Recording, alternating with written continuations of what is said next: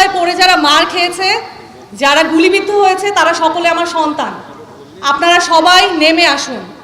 আপনারা যদি আজকে নেমে না আসেন, আপনার সন্তানদেরকে আপনারা কিভাবে মুখ দেখাবেন?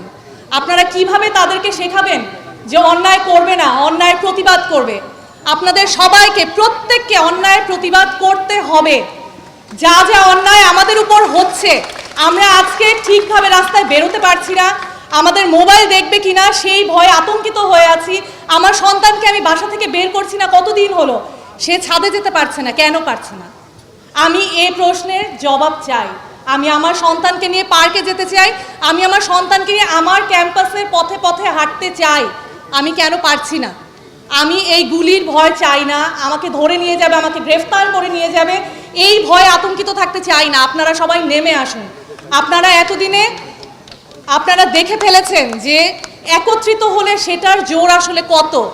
আপনারা স্টুডেন্টদেরকে ছাড়িয়ে নিয়ে এসেছেন, আপনারা দেখেছেন অন্যায়ভাবে যে নাবালক শিশুটিকে ধরে নিয়ে যাওয়া হচ্ছে, তাকে ছেড়ে দেওয়া হয়েছে শুধুমাত্র আপনারা সবাই একত্রিত হয়েছেন বলে।